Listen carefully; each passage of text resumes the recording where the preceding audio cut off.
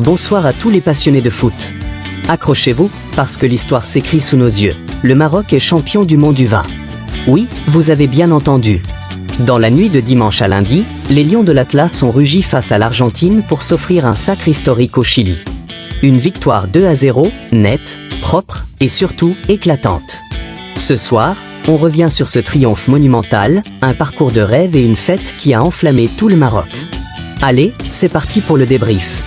Imaginez la scène, un stade bouillant au Chili, une finale de Coupe du Monde U20 et en face, l'Argentine, une nation légendaire du football. Même si l'Albiceleste était privée de certaines de ses stars, retenues par leur club, elle restait un adversaire redoutable. Mais nos Lions de l'Atlas n'ont pas tremblé. Dès la 12e minute, Yassir Zabiri, l'attaquant de Famalicão, a fait vibrer les filets sur un coup franc magistral. Un véritable bijou.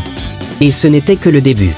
À la 28e minute, Othman Mama, après un déboulé phénoménal sur le côté droit, centre parfaitement pour Zabiri, qui signe un doublé. 2-0, le Maroc prend les commandes et ne les lâchera plus. Ce qui impressionne, c'est la maîtrise des Marocains. Malgré une possession de balle largement dominée par l'Argentine, les Lions ont contrôlé le tempo du match. Solides en défense, inspirés en attaque, ils n'ont laissé que des miettes à leurs adversaires. Pas une seule occasion franche pour l'Albiceleste. Cette équipe marocaine a joué avec une maturité digne des plus grands. Mais ce sacre, mes amis, ce n'est pas juste une victoire en finale. C'est l'aboutissement d'un parcours exceptionnel orchestré par le sélectionneur Jessim Yassine et son staff. Écoutez ça, en phase de poule, le Maroc a balayé l'Espagne, rien que ça, sur un score de 2-0. Puis, ils ont fait tomber le géant brésilien 2-1, avant de sortir la France en demi-finale, au bout d'une séance de tirs au but irrespirable. Oui, la France, championne d'Europe en titre. Ce Maroc-là n'a peur de personne. Ce qui frappe, c'est la cohésion de cette équipe. Sous la houlette de Mohamed Wabi, les Lions de l'Atlas jouent comme un vrai collectif, presque comme un club. Des individualités qui brillent, comme Zabiri ou Mama, mais aussi une capacité à défendre ensemble, à souffrir quand il le faut, et à gérer les temps forts avec une intelligence tactique rare pour des joueurs aussi jeunes. Ce n'est pas juste du talent, c'est une mentalité de champion. Et puis, comment ne pas parler de l'ambiance au Maroc après ce sacre ? Dès le coup de sifflet final, les rues de Casablanca, Rabat, Marrakech se sont transformées en véritable carnaval.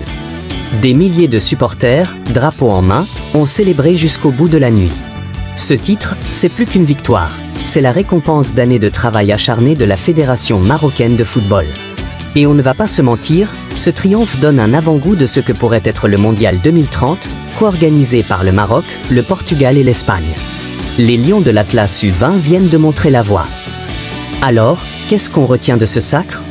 Une équipe marocaine qui a dominé les meilleures nations du monde, un collectif soudé, des individualités qui explosent, et un peuple entier qui vibre pour ses héros. Ce titre U20, c'est une promesse pour l'avenir du football marocain. On a hâte de voir ces jeunes talents briller chez les A, ou pourquoi pas, soulever d'autres trophées. Bravo, les Lions. Et vous, qu'avez-vous pensé de ce parcours ? Dites-le nous en commentaire, abonnez-vous, et on se retrouve très vite pour d'autres news foot qui font vibrer. Si vous avez aimé ce débrief, un gros pouce bleu, partagez la vidéo, et activez la cloche pour ne rien rater. À très bientôt pour encore plus de passion football.